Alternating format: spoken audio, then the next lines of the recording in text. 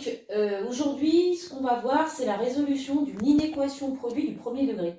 Parce que finalement, je suis partie dans le plus compliqué et j'ai oublié de vous parler du plus simple. Enfin, la différence est vraiment minime, vous allez voir. Donc, une inéquation produit, comme son nom l'indique, on a une inéquation, c'est-à-dire on a un inférieur, un supérieur égal, supérieur ou égal. Produit, comme quand on résolvait des équations produits, d'accord? Donc, on a une multiplication. Et puis du premier degré, c'est-à-dire qu'on ne va pas dépasser les x, on n'ira pas vers les x carrés, les x cubes, etc. Le principe est exactement le même pour les inéquations quotientes, les équations produits, d'accord? C'est-à-dire qu'on est obligé de remplir un tableau de signes. Voilà, donc on se rappelle, dans un tableau de signes, il y a des plus, des moins, des zéros, d'accord? Et le principal, c'est d'arriver à placer les zéros. Comment est-ce qu'on fait pour placer les zéros? On se rappelle, on va résoudre à chaque fois ces petites équations, puisqu'on sait qu'un produit est nul si, en fait, on en a au moins un des deux qui vaut 0.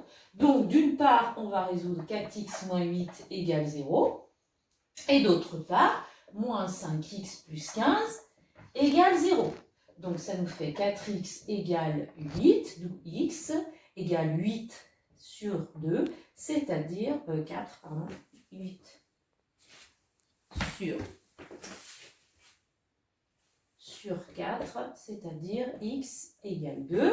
Ici, moins 5x égale moins 15, d'où x égale moins 15 sur moins 5, d'où x égale 3.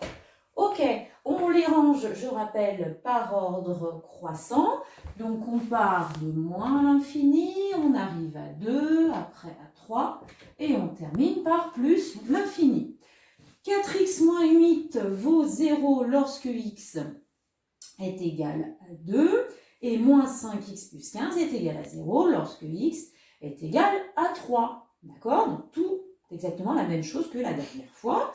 On met nos petits pointillés ici pour bien séparer. Voilà. Bien, donc ensuite, pour placer nos plus, nos moins, on se rappelle de la méthode. On regarde le signe du coefficient directeur, c'est-à-dire le nombre qui se trouve devant x. Attention, il se peut aussi qu'ils écrivent moins 8 plus 4x. Ce n'est pas le nombre que l'on trouve en premier, c'est celui qui est accroché à x. D'accord?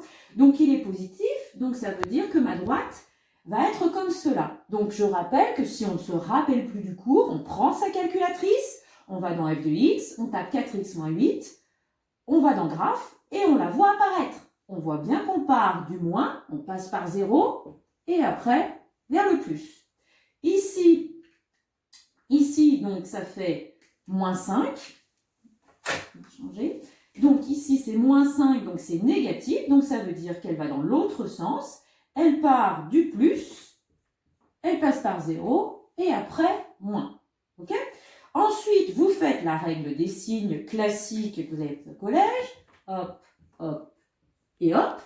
Et alors là, contrairement en fait à la résolution d'inéquation quotient, eh bien on n'a pas à se poser de questions puisqu'il n'y a pas de valeur interdite. Je vous rappelle que pour les inéquations quotient, d'accord, ou les équations quotient, d'accord, eh bien il y a toujours cette valeur interdite puisqu'un dénominateur ne peut pas être égal à 0. Alors que là, comme on est face à un produit, eh bien toutes les valeurs sont possibles, c'était indiqué ici. R, toutes les valeurs sont possibles. 0 multiplié par quelque chose fera 0, 0 ou quelque chose multiplié par 0 fera 0.